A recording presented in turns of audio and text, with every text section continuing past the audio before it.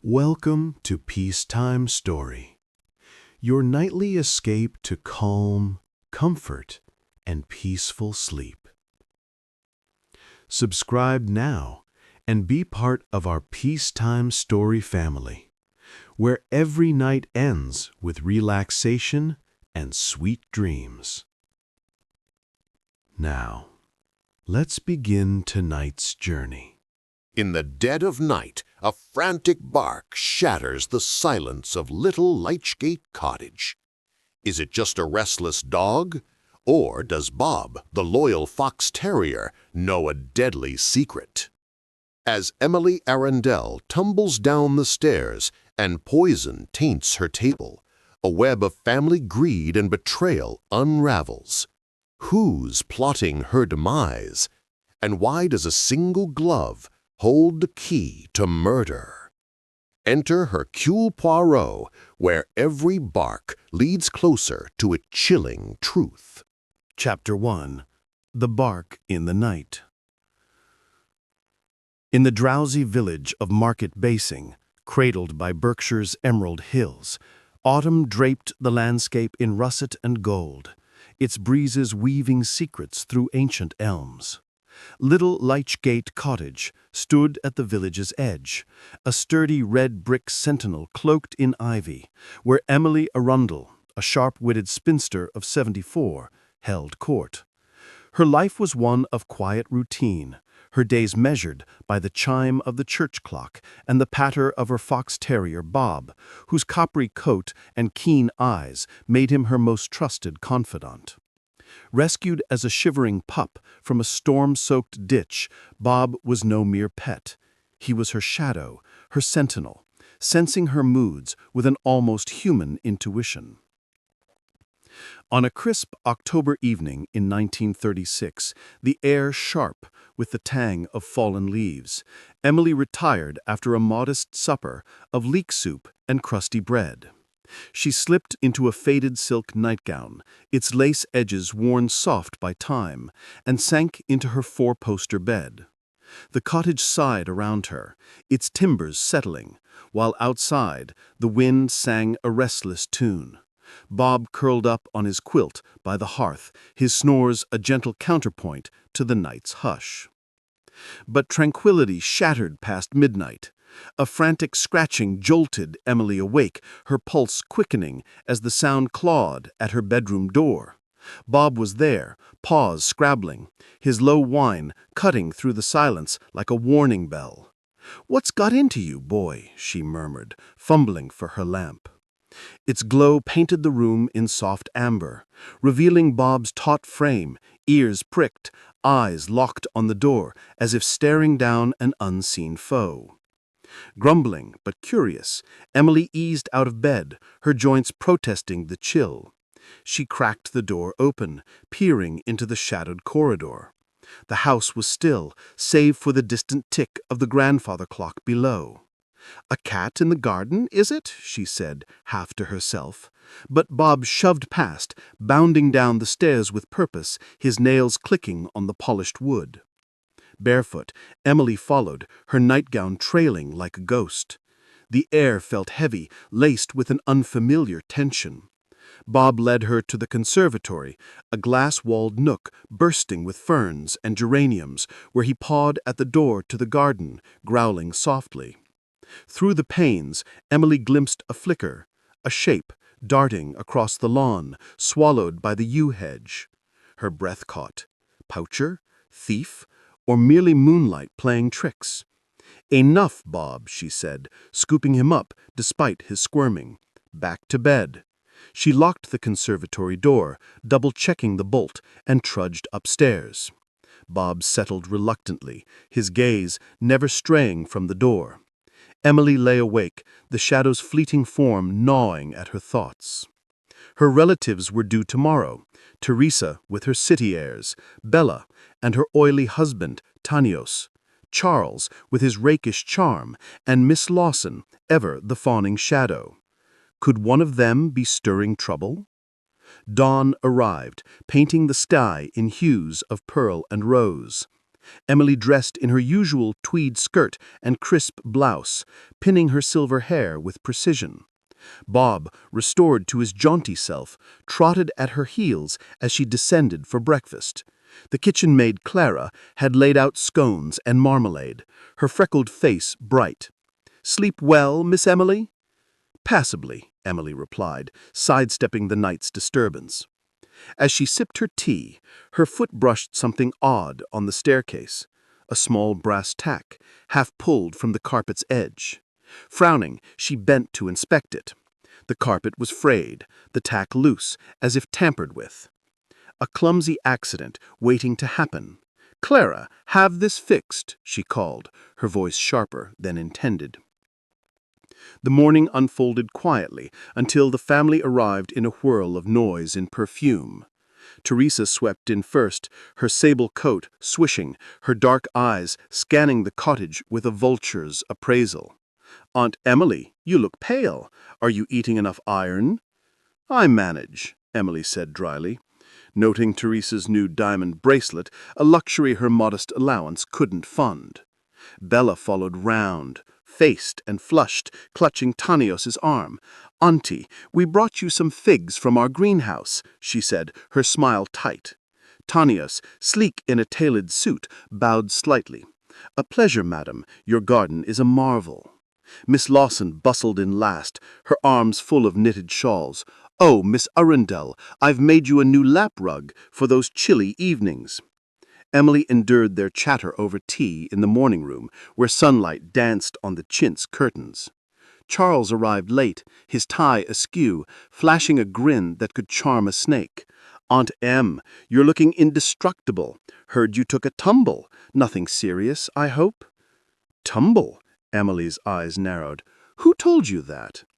Teresa laughed airily. "Oh, village tongues wag. Mrs. Pritchett mentioned it at the post office." Emily's grip tightened on her cup. She hadn't spoken of the tack, yet rumors were already sprouting. Bob, sprawled by her chair, fixed Charles with a stare, his tail still. When Tanios reached to stroke him, Bob snapped, teeth grazing the doctor's cuff. "Spirited little beast," Tanios said, withdrawing quickly. "Bob knows his friends," Emily remarked, her tone cool. Conversation turned to family matters. Teresa hinted at a new flat in Mayfair, her words dripping with need. "London is so expensive, Aunt. A little help would go far." Bella bristled. "We're all managing, Teresa. My Roddy needs new shoes." Tanios interjected smoothly. "My clinic's expanding. New equipment costs a fortune. But health is wealth, yes?" Miss Lawson nodded eagerly. "Such noble work, Doctor. Miss Arundel, perhaps a donation to his research?" Emily cut them off. "My finances are my own. Now tell me about the children, Bella." As the afternoon waned, the visitors departed, leaving behind a residue of tension. Alone, Emily wandered to her study, a sanctuary of oak shelves and leather-bound ledgers. She found her desk drawer ajar, a ledger misplaced. Someone had been prying. Her will, safely locked in the wall safe, held the key to her fortune, parceled to Charles with bequests for the nieces and an unexpected gift for Miss Lawson. Had someone guessed? She sat, pen in hand, and began a letter to Hercule Poirot, a name she'd read in a dog-eared Times article about a baffling murder solved with surgical precision. "Monsieur Poirot," she wrote, "a shadow stirs in my home, and my dog sees what I cannot. A tack on my stair, a figure in my garden. Someone wishes me harm. I trust in your discretion." She sealed it, resolve hardening. Evening brought a visitor, Mrs. Hargreaves, the village busybody, bearing a jar of her infamous chutney. "Saw lights in your woods last night, Miss Emily," she said, eyes gleaming. "Ghosts, I reckon, from the old manor." "More likely foxes," Emily replied, but the words lingered. Lights, shadows, Bob's unrest, pieces of a puzzle. After supper, she took Bob for a walk along the lane, the dusk heavy with mist. He tugged toward the woods, nose low, until they reached a clearing where the earth was trampled, a cigarette butt glinting in the grass. Not hers, nor Clara's. She pocketed it, her mind racing. Back home, she lit the fire, Bob curling at her feet. The cigarette butt sat on her desk, its brand unfamiliar. Foreign, perhaps? Tonio smoked, she recalled, but so did Charles, and Teresa had those new friends from the city. Sleep eluded her that night. She rose at midnight, drawn to the conservatory. Bob followed, silent but alert. She stood by the glass, staring into the dark garden. No shadows tonight, yet the air felt charged, as if the cottage itself held its breath. Morning broke with a drizzle. Emily posted her letter, ignoring the postmistress's curious glance. "Important business," she said briskly. Bob splashed beside her, undaunted by the wet. At home, she found Clara sweeping the hall. "Found another tack, miss," the said maid said, holding it up. "Odd, ain't it?" "Very," Emily said, her voice steel. She examined it, identical to the first, its head scratched as if pried loose. The day unfolded quietly. She tended her roses, Bob digging nearby, unearthing a shard of glass. Green like a bottle's edge. "What's this, boy?" she murmured, tucking it away. "A clue, perhaps, or nothing at all." Lunch was interrupted by a call from Charles. "Just checking in, Aunt, thinking of popping by tomorrow. Need anything?" "Your company's enough," she said, though doubt gnawed. His debts were no secret. She'd bailed him out before. As evening fell, Emily sat by the fire, a book unopened in her lap. Bob's head rested on her knee, his warmth a balm. "You saw it all, didn't you? The shadow, the tack. You're my eyes, Bob." She penned a journal entry. "Someone wants me gone. The tacks, the prowler, deliberate. But who? Teresa's greed? Charles's debts? Tanios's grudge? Or Miss Lawson, hiding ambition behind simpers? I've called for Poirot. Let him unravel this." The fire crackled, casting shadows that danced like specters. Emily straightened, her jaw set. "No mere tack shall undo me," she declared, her voice ringing in the quiet room. Bob thumped his tail, as if in agreement, and together they faced the gathering dark, unbowed and ready for the truth to surface. Chapter 2. The Summons to Little Lychgate. In the heart of London, where fog clung to the cobblestones like a lover's whisper, Hercule Poirot sat in his impeccably ordered flat at Whitehaven Mansions.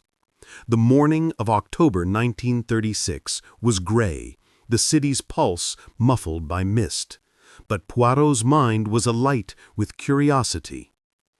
Before him, on a polished walnut desk, lay a letter from Market Basing, its elegant script trembling with restrained urgency. The sender, Emily Arundel, wrote of shadows in my house and a dog's discerning gaze, a phrase that piqued his interest as much as it amused him. "Mon Dieu," he murmured, twirling his mustache. "A canine detective? This I must see." Poirot, clad in a tailored suit of charcoal gray, summoned his faithful companion, Captain Hastings, who was nursing a cup of tea by the fire. "Hastings, mon ami, we are summoned to Berkshire. A lady of advanced years fears for her safety, and her terrier, it seems, is her chief witness." Hastings raised an eyebrow, his honest face creasing with skepticism. "A dog? Poirot, you're not serious." "Very serious," Poirot replied, tapping the letter. "The instincts of a dog are not to be dismissed. Pack your bag. We depart by the noon train." The journey to Market Basing was a study in contrasts. London's clamor gave way to rolling fields, where sheep grazed under skies heavy with the promise of rain. Poirot, ever meticulous, reviewed Emily's letter again, noting her mention of a fall, a prowler, and a family whose smiles conceal thorns. Hastings, meanwhile, gazed out the window, muttering about the absurdity of canine clues. By mid-afternoon, they arrived at Little Lychgate Cottage, its red brick glowing warmly despite the drizzle. Emily greeted them at the door, her posture erect, her gray eyes sharp as flint. Bob, the fox terrier, circled Poirot warily, sniffing his polished spats with suspicion. "Monsieur Poirot, Captain Hastings," she said, her voice firm but warm. "I'm grateful you've come. Bob, behave." Poirot bowed, his eyes twinkling. "Madame, your letter intrigued me, and this," he gestured to Bob, who tilted his head, "is a most discerning fellow, no?" Emily led them to the drawing-room, where tea awaited on a silver tray. The room was a tapestry of old money, faded velvet curtains, a mahogany sideboard, and portraits of stern Arundels glaring from the walls. As they settled, Bob perched by Emily's chair, his gaze flicking to the door. "He's been uneasy since that night," she said, stroking his ears. "A shadow in the garden, a tempered stare. Someone wishes me ill." Poirot leaned forward, his fingers steepled. "Tell me of this family, madame. Who visits and who covets?" Emily's lips tightened. "My nieces, Teresa and Bella. Teresa's a London socialite, always short of funds despite her airs. Bella's married to Dr. Tanios, a Greek with a smooth tongue and a failing clinic. My nephew Charles, charming but reckless. Debts follow him like flies. And Miss Lawson, my companion, who's loyal to a fault, or perhaps too eager." Hastings scribbled notes, his pencil scratching. "Any enemies, Miss Arundel? Old grudges?" "None I'd name," she said. "But money breeds envy. My estate is modest but tempting." As they spoke, a clatter from the kitchen announced Clara, the maid, bearing a tray of sandwiches. Bob's ears pricked, and he trotted to her, sniffing intently. Clara laughed. "He's after the ham, as always." But Bob ignored the food, his nose lingering on her apron pocket. Poirot's eyes narrowed. "Madame, may I see the staircase where you fell?" Emily led them to the hall, where the carpeted stairs curved upward. Poirot knelt, inspecting a brass rod at the third step, its screws slightly askew. "This was loosened," he said, his voice low. "Not by accident, I think." Emily paled. "I thought it mere wear." "No, madame, deliberate." Poirot rose, dusting his hands. "And the garden? Show me." They stepped into the conservatory, its glass walls misted with rain. Bob darted ahead, pawing at a patch of earth near the yew hedge. Poirot crouched, unearthing a small metal tin, rusted but intact. Inside lay a single key, its edges worn. "Curious," he murmured. "A key to what?" Emily frowned. "Not mine. Perhaps the old summer house, long locked." Back inside, the day darkened as the family arrived for an impromptu visit. Teresa swept in, her perfume sharp, her smile calculated. "Aunt Emily, you've guests. And who's this?" Her eyes raked Poirot, lingering on his mustache. "Hercule Poirot, at your service, and Captain Hastings." Bella and Tanios followed, Bella's face pinched, Tanios's smile oily. "A detective?" Tanios said, his accent lilting. "What brings you to our quiet village?" "A matter of curiosity," Poirot replied smoothly. Charles sauntered in last, his grin boyish but strained. "Aunt Em, you've hired a sleuth. What's the mystery?" "No mystery," Emily said curtly. "Just precaution." Miss Lawson hovered, offering biscuits with nervous energy. "Such a pleasure, gentlemen. Miss Arundel, shall I fetch the good china?" "No need," Emily said, her tone final. As they gathered in the drawing-room, Poirot observed his grey cells humming. Teresa's fingers toyed with a gold locket, her glances darting to Emily's desk. Bella whispered to Tanios, who nodded curtly. Charles sprawled in a chair, his ease masking tension. Miss Lawson's eyes flitted everywhere, as if seeking approval. Bob, meanwhile, prowled the room, his nose twitching.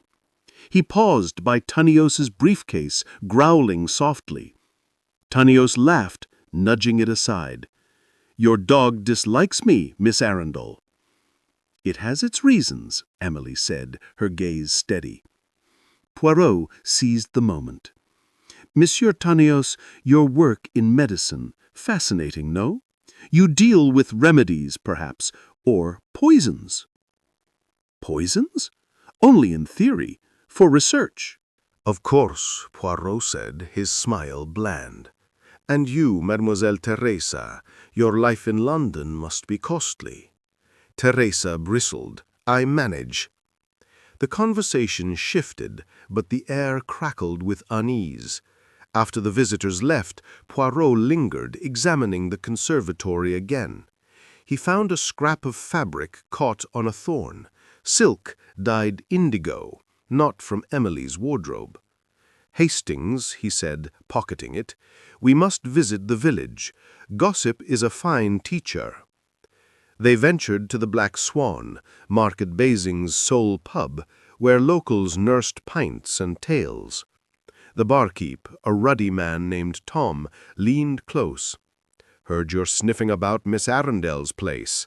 Odd goings-on there. Saw Charles arguing with a rough sort last week. Money trouble, I'd wager." "And Dr. Tanios?" Poirot asked. "Keeps to himself, but he's been asking about local herbs. Said it's for his clinic, but who knows?" Back at the cottage, Emily awaited, her face drawn. "Find anything?" "A key, a fabric, and questions.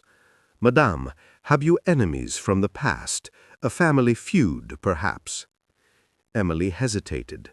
"My brother once ruined a man in business, Tanios's father, but that was decades ago. Old wounds fester.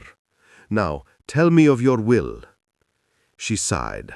"Charles gets the lion's share, smaller sums for Teresa, Bella, and Miss Lawson." Poirot's mustache twitched. "Miss Lawson? Interesting." As night fell, Poirot and Hastings took rooms at the Black Swan. In their shared parlor, Poirot spread out his clues, the key, the fabric, the tampered rod. "Hastings, the dog is our guide. He senses what we cannot. Tomorrow we search the summer-house." Morning brought a chill wind. The summer-house, a crumbling relic at the garden's edge, was locked, but the key fit perfectly. Inside, dust motes danced in shafts of light, revealing a jumble of old furniture and crates. Poirot sifted through, finding a vial, empty but labeled atropine. "A poison," he said softly. "Used in medicine, yes, but deadly in excess." Hastings frowned. "Tanios?"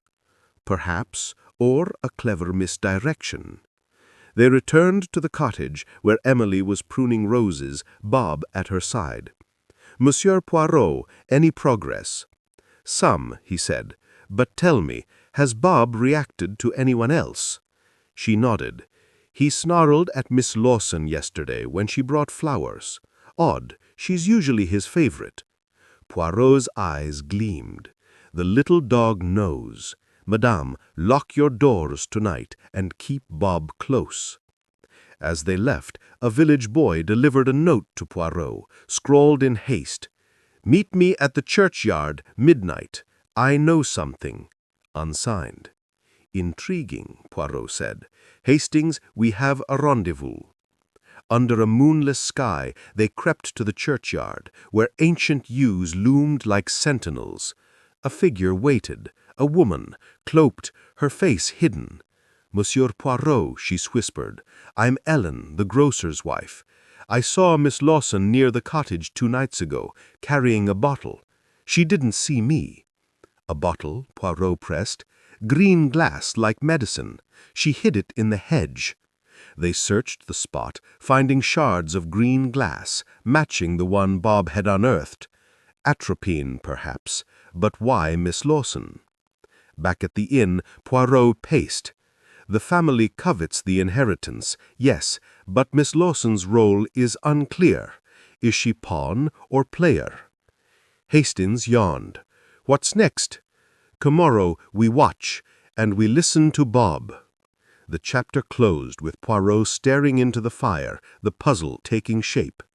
Emily, safe for now, sat with Bob, her hand steady on his head. "You're my protector," she whispered, as the cottage settled into silence, its secrets poised to unravel under Poirot's relentless gaze. Chapter 3. Whispers from the Taxidermist's Shadow. The morning mist clung to the hedgerows of Market Basing like a reluctant lover, veiling the village in a shroud of silver as Hercule Poirot stepped out from Little Lychgate Cottage. His polished shoes crunched on the gravel path, and he adjusted his Homburg hat with a precise flick, his mind already a whirlwind of deductions. The events of the previous day, the poisoned luncheon, the enigmatic glove dropped by Bob, had ignited his gray cells into a fervent blaze. But puzzles like this demanded more than parlor tricks. They required the unearthing of buried truths, the kind that lurked in the whispers of the overlooked. Poirot's first destination was the village green, where the locals gathered like crows around a forgotten feast. He sauntered toward the post office, a quaint building with a thatched roof that sagged under the weight of years. Inside, the air smelled of ink and sealing wax, and behind the counter stood Mrs. Hargreaves, a woman whose tongue was sharper than any stamp she sold. "Bonjour, madame," Poirot greeted with a bow that was just theatrical enough to charm. "I am Hercule Poirot, a visitor to these parts, and I seek information on the esteemed Miss Emily Arundel."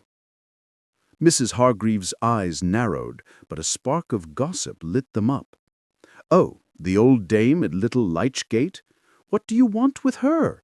Not another one of those nosing relatives, are you?" "Non, madame, merely a connoisseur of human nature. Tell me, what tales does the village spin about her family?" She leaned forward, her voice dropping to a conspiratory hiss. "Well, since you ask so nicely, that lot has been squabbling like cats in a sack ever since old General Arundel passed. Emily's the last of the line, you see, sitting on a fortune. Her nieces and nephew, Bella, Julia, and Charles, they circle like vultures. Bella's married to that shiftless Tanios chap always short on cash.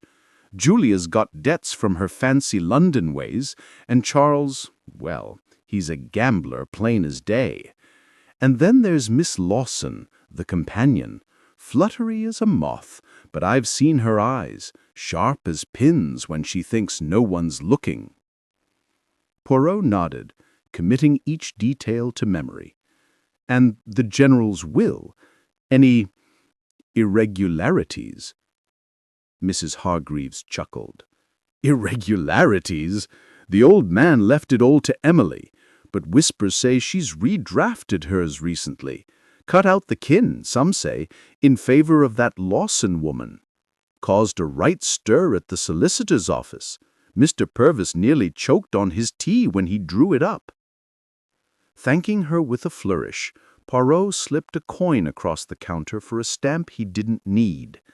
As he exited, the mist had lifted slightly, revealing the spire of the church, and beyond it, a narrow lane leading to the outskirts. His next stop, the taxidermist's shop, a place mentioned in passing by the postmistress as that creepy old den run by Mr. Finch. The shop was a relic itself, tucked behind a copse of twisted oaks. Its sign creaked in the breeze, Finch's Preservations, eternal life for your treasures. Poirot pushed open the door, a bell tinkling like a distant alarm.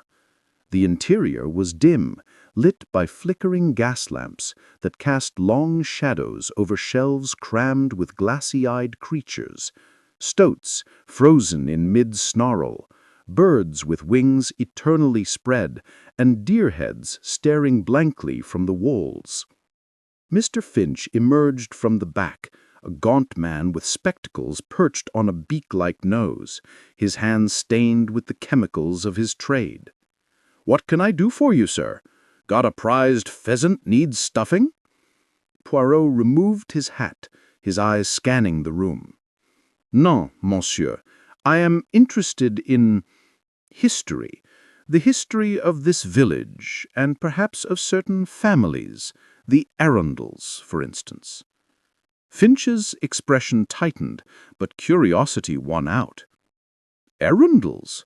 Old clients. The general brought in a few trophies from his India days, tigers mostly. But Emily, she came once, years back, after her old dog passed, a fox terrier, much like the one she has now." Poirot's mustache twitched. "Ah, yes, Bob. Might I see this preserved specimen?" Finch hesitated, then led him to a dusty corner shelf. There, behind a pane of glass, stood a stuffed fox terrier, its fur faded to a ghostly white, eyes like marbles reflecting the lamplight. The resemblance to Bob was uncanny, same wiry build, same alert posture, as if it might bark at any moment. "Remarkable," Poirot murmured, leaning closer. "And what was the name of this predecessor?" "Max. Died sudden-like, about 10 years ago. Emily was heartbroken. Said he ate something bad, rat poison maybe. But folks whispered otherwise. You know how it is with big houses in small villages." Poirot's eyes gleamed. Whispered what, precisely? Finch glanced around, as if the stuffed animals might eavesdrop. That it was no accident. The family was here then, Bella and her husband visiting from abroad. Charles was in a spot of trouble, needed money. And Julia, well, she and Emily had a row over some jewels gone missing. Max barked up a storm that night, they say, right before he keeled over. A chill ran down Poirot's spine, not from the cold room, but from the echo of patterns. And Miss Lawson, was she in the household then? Finch shook his head. "No, she came later. But she's been in here once or twice asking about preservatives. Odd woman. Wanted to know if I could stuff a bird without killing it first. Laughed it off as a joke, but her eyes weren't laughing." Poirot thanked him and departed, his mind racing. The stuffed dog was a mirror to the present, a silent warning from the past. As he walked back toward the cottage, the sun broke through, dappling the lane in gold. But his thoughts were shadowed. Poisons, missing jewels, family rifts, all leading back to Emily's will. Upon returning to Little Lichgate, Poirot found the household in a fragile calm. Emily sat in the drawing-room, knitting with fierce concentration, while Bob dozed at her feet. The relatives were scattered. Bella and Charles in the garden, Julia upstairs with a headache, and Miss Lawson fussing over tea preparations. "Monsieur Poirot," Emily said, setting aside her needles. "Any progress, madame?" He seated himself opposite her, his voice low. Progress, madame, is like a mosaic, one piece at a time. But I must ask, your will, it has been altered recently, non? Emily's eyes flickered with surprise, then resolve. Yes, I changed it last month. The family, they've disappointed me. Bella's husband is a leech. Charles gambles away every penny. Julia borrows without end. I left the bulk to Miss Lawson. She's been loyal. The others get trifles. Poirot nodded. And they know this? Not outright, but suspicions breed like rabbits. Their conversation was interrupted by Miss Lawson entering with a tray. Tea, Miss Emily, and for you, Mr. Poirot. As she poured, Poirot observed her hands, steady but with a faint tremor. Mademoiselle Lawson, you have been with Miss Arundel long? 5 years. A blessing, really. She's like family. Family, Poirot echoed. And yet, families can be complicated. Tell me, have you noticed any unusual visitors lately? Miss Lawson's cup rattled in its saucer. Visitors? No, just the usual. Though there was a letter for Miss Emily last week from an anonymous sender. She burned it without showing me. Emily shot her a sharp look. Nothing important, Teresa. Old nonsense. Poirot filed that away, excusing himself to take the air. But his true intent was nocturnal. A midnight vigil in the garden, where secrets often bloomed under moonlight. As the clock struck 12, Poirot slipped through the French doors, cloaked in shadow. The garden was a labyrinth of rose bushes and trellises, the air heavy with the scent of night-blooming jasmine.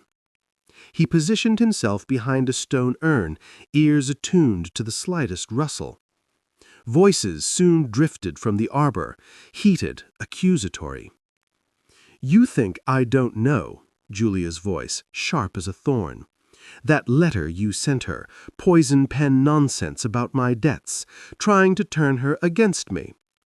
Charles laughed bitterly. Me?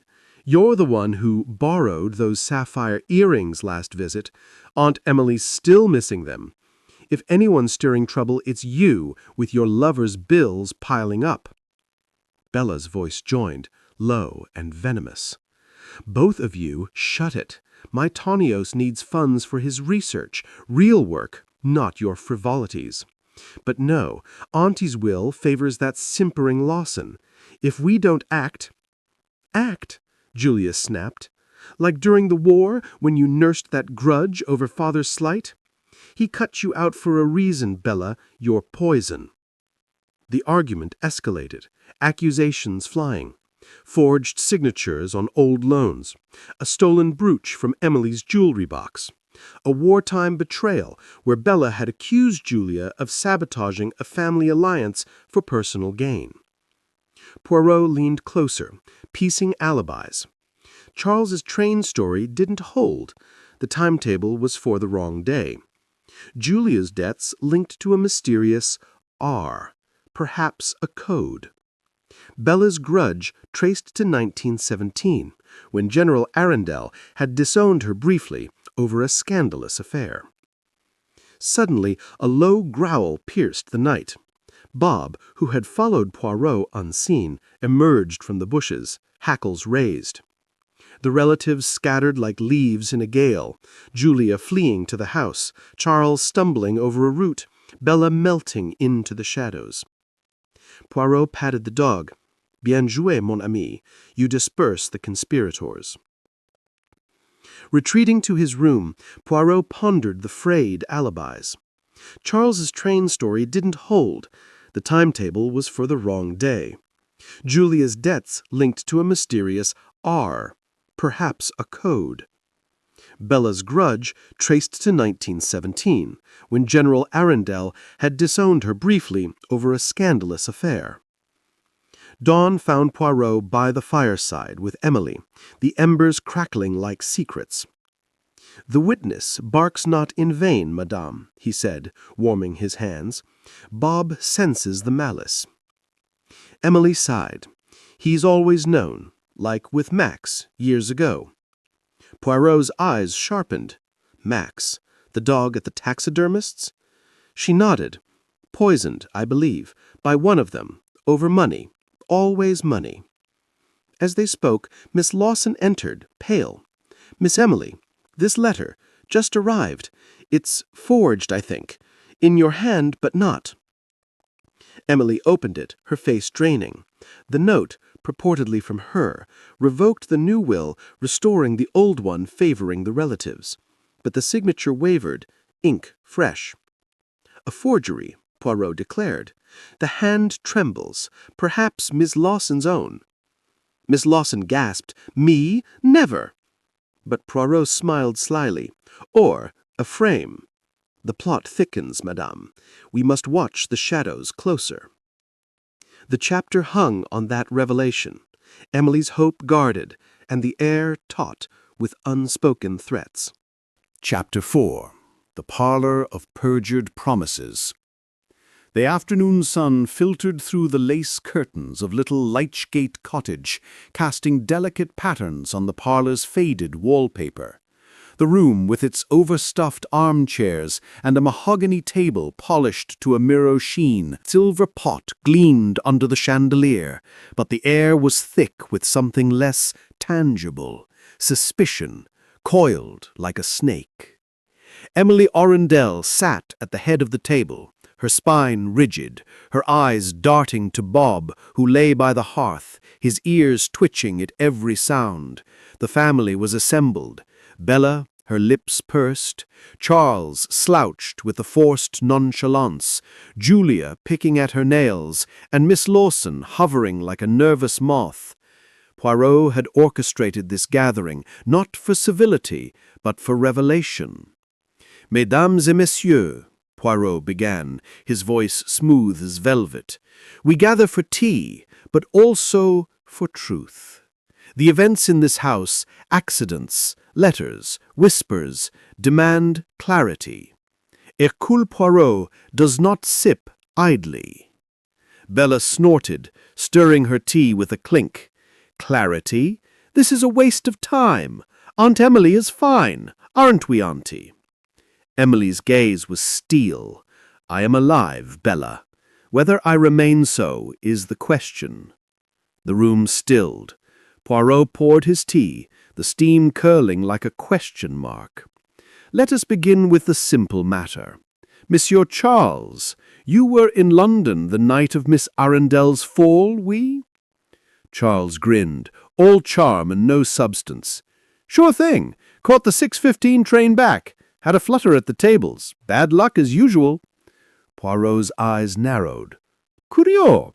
The timetable you showed me was for the following day, and the ink on your ticket, fresh as morning dew." Charles's grin faltered. "Must have mixed up the days. Easy mistake." "Easy," Poirot echoed, "or convenient." He turned to Julia, whose fingers froze mid-fidget. "Mademoiselle Julia, your deaths in London are well known. A certain R has been generous, no? But generosity comes with strings." Julia's cheeks flushed. "How dare you? My affairs are private." "Private, yet they spill into this house. A jeweler's bill, unpaid, for a sapphire pendant, similar to one missing from your aunt's collection." Emily's hand tightened on her cup. "My mother's pendant? Julia, you swore it was misplaced." Julia's eyes darted to the door. I borrowed it, meant to return it. It's not theft." Poirot raised a hand. "Borrowing? Theft? Or leverage? Let us turn to Madame Tanios."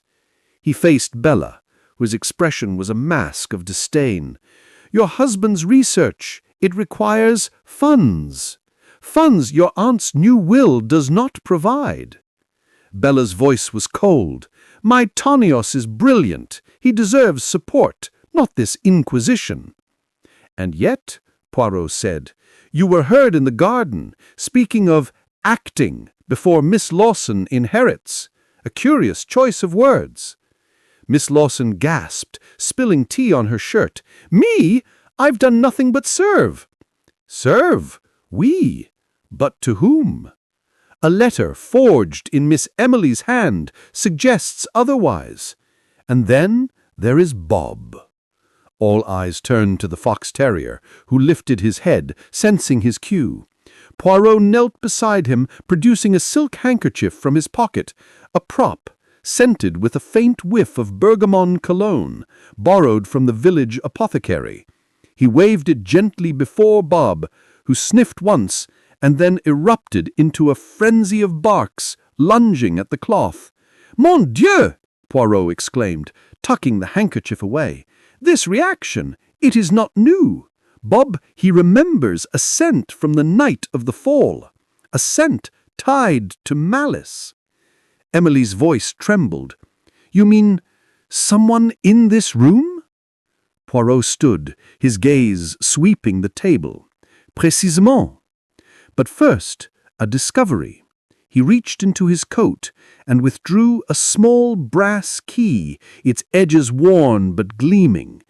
This key was found in a drawer, hidden beneath Miss Lawson's embroidery. It unlocks a certain cabinet in the study. Miss Lawson paled. "I've never seen that key." "Yet it was in your possession, and in that cabinet I found this, a tiny glass vial, its label faded but legible.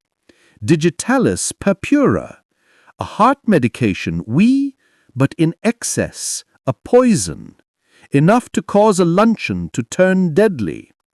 The room erupted. Bella slammed her cup down. "You're accusing us all now?"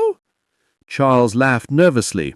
"Come on, it's just medicine. Auntie's on it, aren't you, Auntie?" Emily shook her head. "Not for years. My doctor changed it." Julia's voice was shrill. "Then how did it get there? Someone planted it." Poirot's eyes gleamed. Planted? Or overlooked? Let us test loyalties further. He turned to Miss Lawson, his tone softening.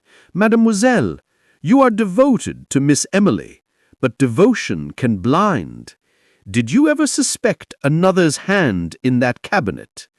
Miss Lawson wrung her hands.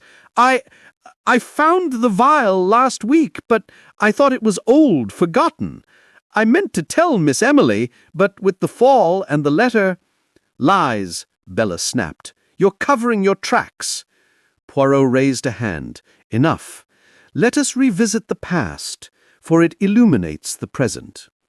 Madame Bella, during the war, you served as a nurse with your aunt. A patient, an officer, died under your care. An overdose. They said an accident." Bella's face hardened. "That was investigated. I was cleared."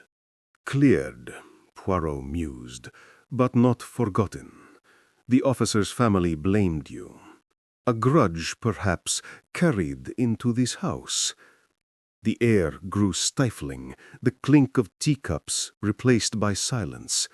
Poirot paced slowly, his voice a scalpo. "And you, Monsieur Charles, your gambling debts are not merely a vice.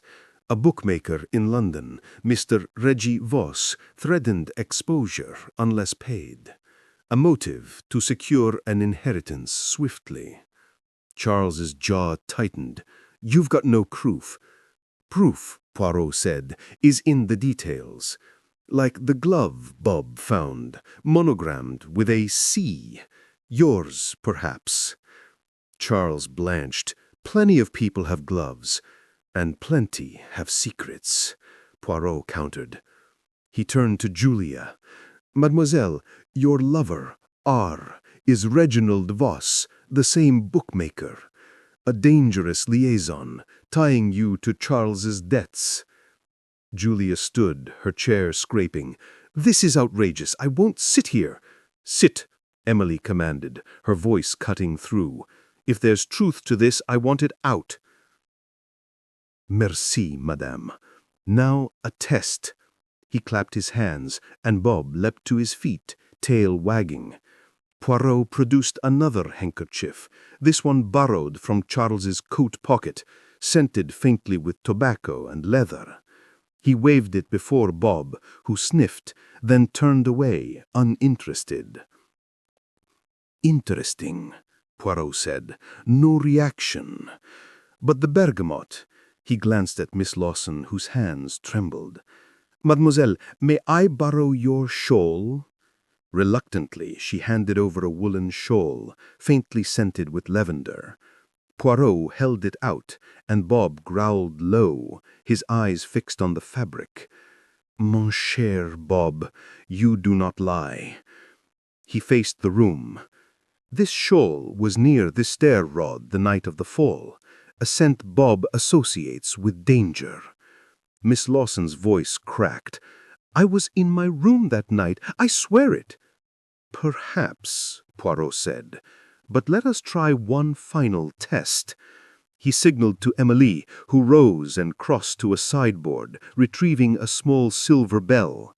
She rang it sharply, and the sound echoed.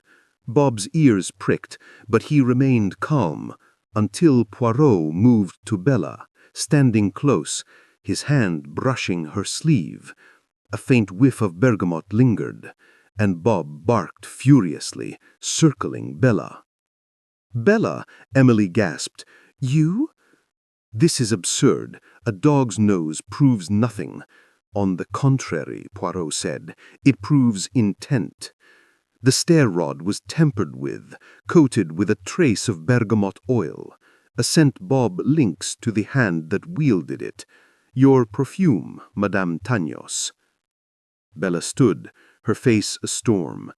"I won't be slandered by a detective and a mutt." "Sit down, Bella," Emily said, her voice icy, "or you'll leave this house tonight." Poirot continued, undeterred. "The vial, the glove, the forged letter, all point to a pattern, but the heart of it lies in the will. Madame Bella, you learned of its change and sought to reverse it, first with a fall, then with poison." Bella's defiance crumbled, her voice low. "I needed the money. Tagnos's work. It's everything. Aunt Emily, you don't understand. I understand greed and betrayal." Poirot raised a hand. "Yet there is more. Mademoiselle Lawson, your devotion is genuine, but your silence about the vial, why?" Miss Lawson sobbed. "I was afraid. I thought if I spoke, they'd turn on me. I only wanted to protect Miss Emily." The room fell silent, save for Bob's soft panting. Poirot poured another cup of tea, his movements deliberate. "The truth, it is like this tea, bitter, but necessary. We are close, but not yet at the end." Emily locked eyes with him. "What now, Monsieur Poirot?" He smiled faintly. "We secured the vial, madame, and we watch. The guilty hand will move again, but Hercule Poirot is ready." As the tea cooled and the family dispersed, Emily locked the vial in a safe, her resolve like iron. The parlor, once a stage for promises, now echoed with their perjury, and Bob's watchful eyes followed Bella's every step. Chapter 5. Echoes of the Hunted Hound. The autumn gales swept through Market Basing, rattling the windows of little Lychgate Cottage like restless spirits. Hercule Poirot stood at the edge of the garden, his overcoat flapping as he surveyed the neighboring estate, a brooding manor half hidden by gnarled elms. The revelations of the parlor had tightened the noose of suspicion, but the truth remained elusive, a shadow darting just beyond reach. Bob, the fox terrier, padded beside him, his nose twitching as if scenting secrets in the wind. Poirot's gray cells hummed. The vial of digitalis, Bella's bergamot-tainted sleeve, and the forged letter were pieces of a puzzle, but the picture was incomplete. Today he would chase echoes of a past that whispered of treachery. His destination was the manor of Dr. Alistair Granger, a reclusive physician whose name had surfaced in village murmurs, linked to Emily Arundel's wartime nursing days. Poirot had learned from the postmistress that Granger, once a respected doctor, had retreated to solitude after a scandal involving a patient's death. As Poirot approached the manor's iron gates, the air grew heavy with the scent of damp moss and decay. A housekeeper, stern-faced and gray as the stone walls, admitted him with reluctance. "Dr. Granger sees few visitors," she said, her voice clipped. "What's your business?" Poirot offered a disarming smile. "Hercule Poirot, at your service, madame. I seek only a moment to discuss matters of historical interest. The Arundel family, perhaps." Her eyes flickered, but she led him to a study where Dr. Granger awaited. A tall man, gaunt as a winter tree, his hair silvered and his eyes shadowed by years of secrets. Bookshelves sagged under medical tomes, and a single photograph on the desk caught Poirot's eye. A younger Granger with Emily, both in wartime nursing uniforms, their expressions somber. "Monsieur le Docteur," Poirot began, seating himself, "you knew Miss Emily Arundel during the war, a time of great strain, no?" Granger's fingers twitched around a fountain pen. "Yes, Emily was a fine nurse. We worked together at a field hospital in 17. Why do you ask?" Poirot leaned forward. "A patient, an officer, died under your care. An overdose of morphine, the records say. An accident or something more?" Granger's face darkened. "That was investigated. A mistake, nothing more. War is chaos. Dosages get muddled. Emily vouched for me." Yet, Poirot said, the officer's family blamed a nurse, Madame Bella Tanyos, then Bella Arundel. A grudge was born, perhaps. Granger's pen snapped in his hand.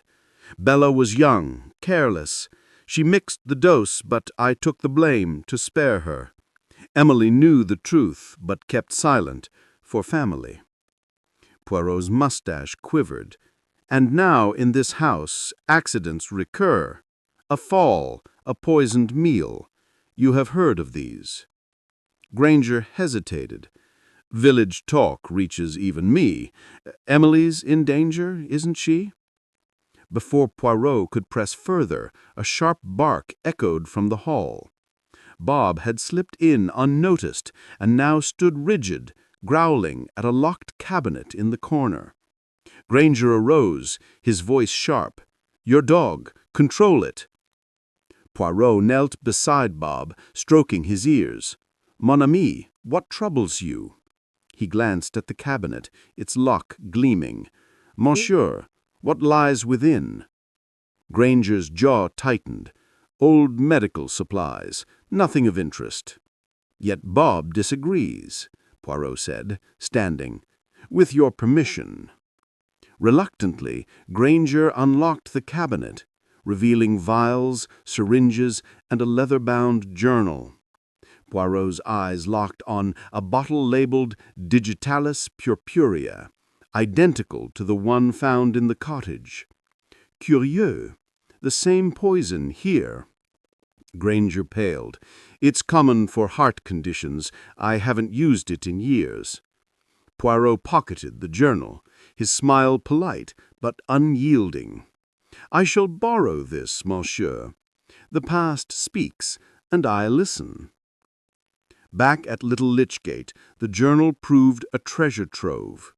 Its pages detailed Granger's wartime cases, including the officer's death, a Lieutenant Harrow, whose overdose was no accident but a deliberate act by Bella, driven by a lover's jealousy.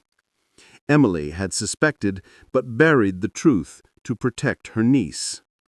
The journal also noted Granger's own indiscretion, an affair with a nurse, now deceased, whose initials, R.V., matched the mysterious R linked to Julia's debts. Poirot's mind raced. Bella's wartime betrayal, Granger's silence, Julia's entanglement with Reginald Voss. The threads were weaving together. But a new clue demanded attention. Bob's behavior on the night of Emily's fall. Emily had mentioned a tampered stair rod, thwarted by the terrier's warning bark.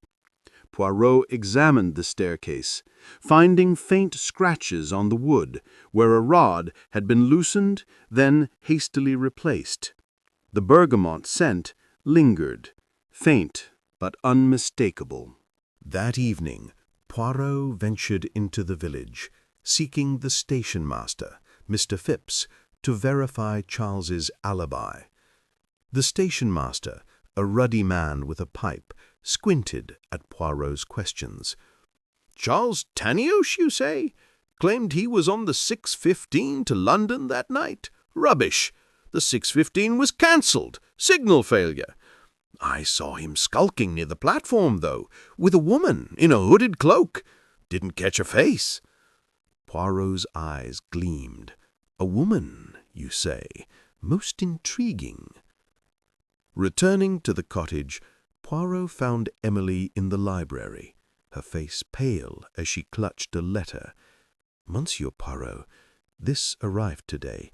It's threatening." The note, written in jagged script, read, "Leave the will as it was, or the next fall will be your last."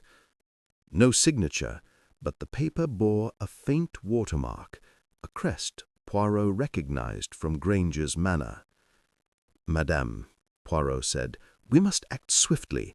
Tonight I propose a vigil." Under cover of darkness, Poirot and Emily hid in the shrubbery near the cottage's back entrance, Bob leashed but alert. The moon cast eerie shadows, and the wind carried whispers of leaves. At midnight, a figure emerged, a woman, cloaked, moving stealthily toward the cellar door. Poirot signaled Bob, who tugged free and bounded forward, barking fiercely. The figure froze, then fled, dropping a small object in her haste, a silver cigarette case, monogrammed with J.A. "Julia," Emily whispered, her voice breaking. Poirot retrieved the case, his expression grim. "Or someone wishing us to believe it is so." Back inside, Poirot summoned the household to the dining room, the air heavy with tension. Bella, Charles, Julia, and Miss Lawson sat stiffly, their faces a gallery of unease. Bob paced, his growls low. "Mes amis," Poirot began, "the net tightens. A threatening letter, a tampered stair rod, a cigarette case, all point to a plot. But let us unravel motives. Madame Bella, your wartime error cost a man's life. Did you fear Emily's new will would expose you?" Bella's eyes blazed. "That's ancient history. I've paid for it in guilt." Poirot turned to Charles. "Monsieur, your alibi is false. You were seen at the station with a woman. A conspirator, perhaps." Charles flushed. "I was meeting a friend, nothing sinister." "And Mademoiselle Julia, your lover, Reginald Voss, ties you to Charles's debts. Did you plant your own cigarette case to deflect suspicion?" Julia gasped. "I'd never. Someone stole it from my room." Miss Lawson wept softly. "This is madness. I only want peace for Miss Emily." Poirot's voice softened. "Peace, mademoiselle, comes with truth. Someone in this room tampered with the stair rod, sent threats, and planned poison. But Bob, he knows." He knelt beside the dog, holding out the cigarette case. Bob sniffed, then turned away, uninterested. Poirot produced a scarf from Bella's coat, and Bob growled, hackles raised. "Bella," Emily said, her voice cold. "Again." Bella stood, trembling. I sent the letter. I was desperate. Tanios's work. He'll lose everything without funds. But I didn't touch the stairs." Poirot's eyes narrowed. "A confession, but not the whole truth. The cigarette case suggests another hand, someone framing Julia." Charles leapt up. "Enough! I'll tell you. I loosened the stair rod, not to kill, just to scare Auntie into changing the will. I thought if she felt frail, she'd favor us again. I used Bella's scarf to throw suspicion." Emily's face crumpled. "Charles, how could you?" Poirot nodded. "A lesser crime, monsieur, but it illuminates the greater. The poison, the threats, another hand moves in shadow." The room fell silent, Bob's eyes fixed on the door. Poirot smiled faintly. "We are close, madame. The hunted hound leads us to the hunter." As Emily stroked Bob's ears, murmuring, "You've saved me twice, old friend," Poirot's mind whirled. The true culprit, cunning, patient, remained hidden, but the noose was tightening. Chapter 6. The Unveiling of Silent Pause. The grand drawing-room of Little Lichgate Cottage glowed under the chandelier's amber light, its crystal prisms scattering flecks of radiance across the polished oak floor. The air was thick with anticipation, a taut string ready to snap, as Hercule Poirot stood at the room's center, his silhouette sharp against the velvet drapes. The assembled household, Emily Arundel, Bella Tanios, Charles Tanios, Julia Arundel, and Miss Teresa Lawson, sat in a semicircle, their faces a canvas of dread, defiance, and guarded hope. Bob, the fox terrier, lay at Emily's feet, his eyes glinting with an almost human alertness. Outside, the autumn wind howled, but within, Poirot's voice was the storm's master, calm yet commanding. "Mesdames et messieurs," Poirot began, his hands clasped behind his back, "we gather to unmask a truth that has skulked in the shadows of this house. A fall, a poisoned dish, a forged letter, a threatening note. These are not mere accidents, but threads in a tapestry of deceit. Tonight, Poirot weaves them together, and the silent pause of our friend Bob shall point to the guilty." Emily's fingers tightened on her shawl, her voice steady despite her pallor. "Get on with it, Monsieur Poirot. I want this poison rooted out." Poirot inclined his head. "Patience, madame. The truth, like a fine wine, requires time to breathe." He paced slowly, his patent leather shoes clicking softly. "Let us begin with the fall. A stair-rod loosened, scented with bergamot. Monsieur Charles, you confessed to this act, a ploy to frighten your aunt into altering her will. A grave misstep, but not the heart of our mystery." Charles shifted, his usual charm replaced by a sullen flush. "I said I was sorry. It was stupid, not murderous." I agree. But it set the stage. The true crime began earlier, with a will that shifted fortunes. Madame Emily, you changed your bequest, favoring Mademoiselle Lawson over your kin. This sparked envy, a motive as old as Cain. Bella's eyes flashed. "Envy? I needed funds for Tanya's work, not for myself." "Precisely. Need, not want. But let us explore further. The poisoned luncheon, digitalis, a heart drug turned deadly. Found in a cabinet linked to Mademoiselle Lawson's embroidery, yet she claims ignorance." Teresa Lawson's hands fluttered like trapped birds. "I swear I never touched it. Someone placed it there." Poirot's gaze softened, but his voice was unyielding. "Perhaps, but the vial was not the only clue. A glove, monogrammed with a C, dropped by Bob. A cigarette case marked with J.A., left in the garden. A threatening letter with Dr. Granger's watermark. Each points to a different hand, yet all converge on one truth. Someone in this room sought Madame Emily's death. Julia leaned forward, her voice sharp. "You're saying one of us is a killer? That's absurd." "Is it?" Poirot countered, his eyes gleaming. "Let us unravel the past, for it holds the key. Madame Bella, in 1917, you were a nurse, and an officer, Lieutenant Harrow, died by your hand, an overdose, disguised as an error.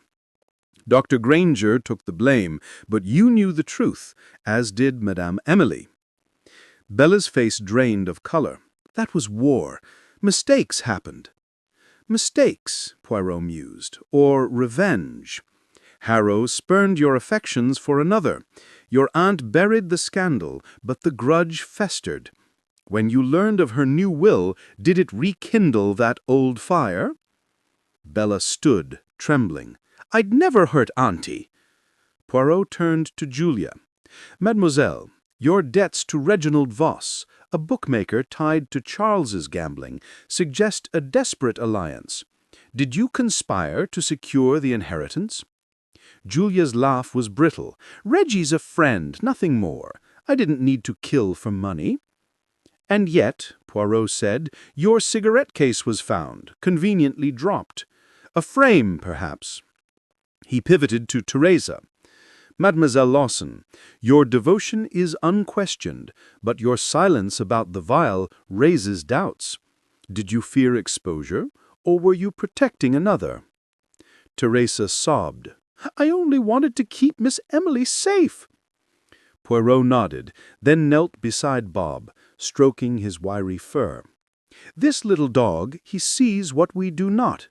His barks, his growls, they are not whims, but warnings. Let us test his wisdom." He rose, producing a small velvet pouch from his coat. From it he drew a silver locket, its surface etched with a rose. It bears no monogram, but its chain is broken, as if torn in haste. Emily gasped. "That's mine! Lost months ago!" "Precisely. Lost or stolen. But by whom?" He held the locket before Bob, who sniffed, then turned away, uninterested. Poirot then produced a small vial of perfume, bergamot, borrowed from the apothecary. He dabbed it on a handkerchief and offered it to Bob, who erupted into a frenzy, barking at Teresa. "Teresa!" Emily exclaimed, your voice breaking. "You?" Teresa's eyes widened. "No, I'd never." Poirot raised a hand. "Patience, madame. Bob's nose is keen, but we must interpret. The bergamot was on the stair-rod, yes, but also in the cellar, where the locket was found. Let us reenact the night of the fall." He led the group to the staircase, its polished banister gleaming under the hall's dim light. Poirot positioned Bob at the base, then climbed to the landing, holding a replica stair-rod he'd crafted from wood. On that night, someone loosened this rod, expecting Madame Emily to fall. Bob barked, alerting her, but the scent, bergamot, lingered not just on the rod, but on the locket, dropped later. He descended, pausing at the spot where the rod had been tempered. The locket was stolen to incriminate another, perhaps Mademoiselle Julia, whose cigarette case was also planted. But Bob, he knows the true hand. Poirot turned to Teresa, his voice gentle but firm. "Mademoiselle, you were in the cellar that night, were you not? Not to harm, but to hide evidence. The locket, perhaps, to protect someone." Teresa's shoulders slumped, tears streaming. I found the locket in Bella's room. I thought she'd taken it to sell. I hid it in the cellar, fearing she'd be accused. I used her perfume to mask my scent, but I didn't know about the stair-rod." Bella's voice was a hiss. "You meddling fool, you made it worse." "Worse, Madame Bella," Poirot continued, then facing Charles. "Monsieur, you are fond of gardening, no? This azalea is your pride. But you are no botanist. You are a gambler, desperate for funds. Did you hide this, planning a second attempt? Charles's face crumpled. No, I swear. I only tempered with the stair-rod. Then who? Poirot pressed, his gaze sweeping the room. He paused, his eyes locking on Julia. Mademoiselle, your debts to Voss were not merely financial. He blackmailed you, did he not? About a secret from London. A theft, perhaps, from a jeweler's shop, covered up by your charm. Julia's lips trembled. How did you know? Poirot smiled faintly. The jeweler's bill mentioned a sapphire pendant, but also a diamond bracelet, never recovered. Voss knew, and you needed the will unchanged to pay him. You stole the locket, planted the cigarette case, and hid the poison here, hoping to frame Bella or Teresa. Julia collapsed into a chair, sobbing. I didn't mean to kill. I just wanted to scare her, make her think someone else was after her. Voss was going to ruin me. Emily's voice was ice. You betrayed me, Julia, my own niece. Poirot raised a hand. The motive was greed, cloaked in fear.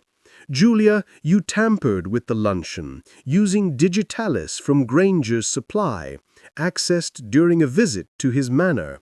You wore Bella's perfume to cast suspicion, and dropped the locket to implicate Teresa. But Bob, he smelled the truth, your scent beneath the bergamot. Bob barked sharply, as if in agreement, circling Julia. She flinched, her confession spilling like water from a cracked vase. I'm sorry, Auntie. I was desperate. Voss threatened to expose me to the police. I thought if you feared for your life, you'd reinstate the old will. Emily's eyes filled with tears, but her voice was firm. You've broken my heart, Julia. Poirot stepped forward, his tone solemn. The law will decide your fate, mademoiselle, but justice is served by truth, not chains. The room fell silent, save for the wind's mournful cry. Bella and Charles exchanged guilty glances, their lesser crimes laid bare, but overshadowed. Teresa wept quietly, her loyalty vindicated, yet tainted by her silence. Emily rose, crossing to Poirot, and extended her hand. Monsieur Poirot, she said, her voice steady, the dumb witness spoke loudest, mon ami. Poirot bowed, his eyes warm. Madame, it is Bob who deserves the laurels. Hercule Poirot merely listens. As the family dispersed into the dawn, Emily knelt beside Bob, stroking his ears. The cottage exhaled, its shadows dispelled, the conundrum resolved in a symphony of closure. The chandelier's light dimmed, leaving only the glow of truth, woven tightly with no loose threads.